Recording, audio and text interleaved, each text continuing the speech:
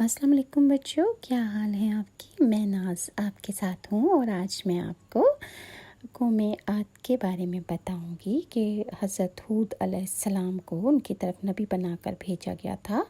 بحر عرب اور بحر احمر کے درمیان، عرب کے جنوب و شمال میں دونوں جانب یعنی عمان، حضرموت، بحرین اور مغربی یمن تک ایک وسیع صحرا ہے۔ یہ صحرا اللہ تعالیٰ کی بزرگ و برتر کی کھلی نشانیوں میں سے ہے اور اہل دنیا کے لیے جائے عبرت بھی۔ ایک الکاف نامی اس بھیانک وادی کو دیکھ کر یہ گمان بھی نہیں کیا جا سکتا کہ یہ کسی زمانے میں دنیا کا سب سے زیادہ خوبصورت و شاداب علاقہ تھا، جہاں بے شمار پھلوں پھولوں کے وسیع باغات، ٹھنڈے پانی کے چشمے، آبشاریں اور بلند و بالا عمارتیں تھیں، جس میں دنیا کی سب سے زیادہ طاقتور، مالدار اور شاندار تمدن رکھنے والی قوم عاد آباد تھی۔ یہ دنیا کے سب سے زیادہ قداور اور زوراور انسان تھے۔ اتنے طاقتور لوگ اللہ نے پھر پیدا نہیں کیے، جیسا کہ اللہ تعالیٰ نے سورہ فجر میں ارشاد فرمایا کہ ان جیسی کوئی قوم کسی ملک میں پیدا نہیں کی گئی۔ حضرموت اور نجران کے درمیانی علاقے الاحقاف میں قوم عاد کے، جسے قوم ارم بھی کہا جاتا ہے، 13 قبائل اس میں آباد تھے۔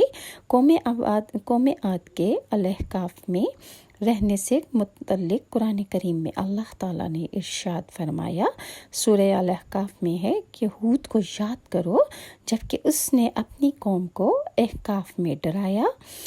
علامہ جلال الدین سیوطی فرماتے ہیں کہ قوم عاد نہایت زور آور اور بہادر قوم تھی۔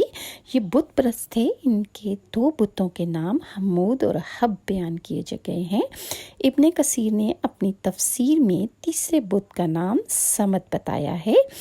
طوفان نوح کے بعد قوم عاد ہی وہ قوم تھی جو سب سے پہلے کفر و شرک میں مبتلا ہو کر بتوں کے پجاری بنی۔ انہیں اپنے بتوں کے خداؤں پر بڑا ہی گھمنڈ تھا۔ ان کی معاشی حالت بہت عمدہ تھی، لیکن جہالت، گمراہی، جھوٹ، بے حیائی، باطل اقوال اور فاسد خیالات نے انہیں معاشرتی طور پر تباہی کے کنارے پر پہنچا دیا تھا۔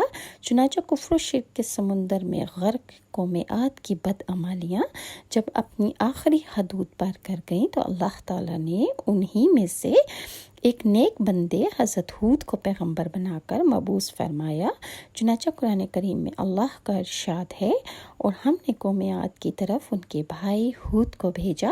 انہوں نے کہا کہ بھائیو، اللہ ہی کی عبادت کرو، اس کے سوا تمہارا کوئی معبود نہیں، کیا تم ڈرتے نہیں ہو؟ تو ان کی قوم کے سردار جو کافر تھے کہنے لگے، تم ہمیں کم عقل نظر آتے ہو اور ہم تمہیں جھوٹا خیال کرتے ہیں۔ انہوں نے کہا، میری قوم، مجھ میں حماقت کی کوئی بات نہیں ہے، بلکہ میں رب العالمین کا پیغمبر ہوں۔ میں تمہیں اللہ کا پیغام پہنچاتا ہوں اور تمہارا امانت دار ہوں۔ تمہیں اللہ کا پیغام میں نے پہنچا دیا ہے۔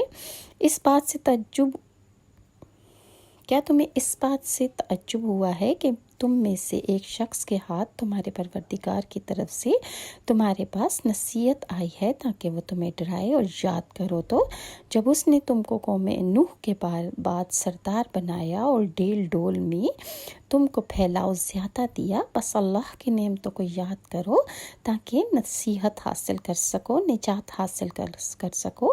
وہ کہنے لگے، کیا تم ہمارے پاس اس لیے آئے ہو کہ ہم صرف ایک اللہ ہی کی عبادت کریں اور جن کو ہمارے باپ دادا پوچھتے چلے آئے ہیں ان کو چھوڑ دیں؟ بس اگر تم سچے ہو تو ہم کو جس عذاب کی دھمکی دیتے ہو اس کو ہمارے پاس لے آؤ۔ ہود علیہ السلام نے فرمایا، تمہارے پروردگار کی طرف سے تم پر عذاب کا غضب نازل ہونا مقرر ہو چکا ہے۔ کیا تم مجھ سے ایسے ناموں کے بارے میں جھگڑتے ہو جو تم نے اور تمہارے باپ دادا نے اپنی طرف سے رکھ لیے ہیں، جن کی اللہ نے کوئی سند نازل نہیں کی؟ تو تم بھی انتظار کرو، میں بھی تمہارے ساتھ انتظار کرتا ہوں۔ پھر ہم نے ہود کو اور جو لوگ ان کے ساتھ تھے ان کو نجات بخشی، اور جنہوں نے ہماری آیات کو جھٹلایا تھا ان کی جڑ کاٹ دی اور وہ ایمان لانے والے تھے ہی نہیں۔ حضرت ہود ایک طویل عرصے تک اپنی قوم کو واعظ و نصیحت کرتے رہے۔ کبھی وہ انہیں اللہ کی طرف سے عطا کردہ نعمتوں کی یاد دلاتے تو کبھی عذاب الہی سے ڈراتے، لیکن وہ بہرے اور اندھے بنے رہے۔ حضرت ہود مسلسل 50 سال یا اس سے بھی زیادہ درس و نصیحت میں مصروف رہے۔ قوم عاد کے 13 قبائل میں سے لقمان اور خلجان نامی قبائل نہایت طاقتور تھے اور انہیں حکمران کی حیثیت حاصل تھی۔ حضرت ہود نے جب دعوت حق دی اور کفر و شرک چھوڑ کر ایک اللہ کی بندگی کی طرف بلایا تو لقمان قبیلے نے سخت مزاحمت کی اور حضرت ہود کے دشمن ہو گئے۔ ان کے برعکس دوسرے قبیلے خلجان نے حضرت ہود کی باتوں پر غور و خوض کیا اور ان میں سے اکثر جلد ہی آپ کی دعوت کو قبول کر کے ایمان لے آئے۔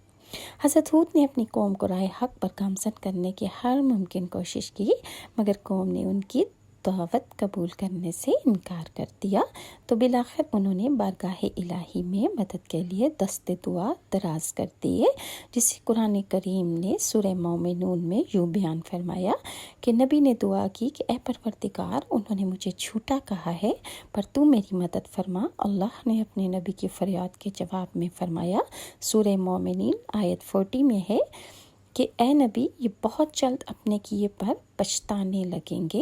اللہ نے اپنے نبی کی دعا قبول فرمائی اور قوم عاد پر عذاب کی ابتدا ہو گئی۔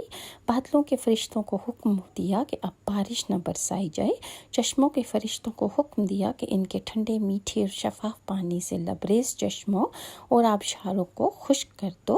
چنانچہ دیکھتے ہی دیکھتے ان کے سرسبز و شاداب کھیت و کھلیان سوکھنے لگے، مویشی مرنے لگے، یہاں تک کہ لوگ پینے کے پانی تک کو ترسنے لگے۔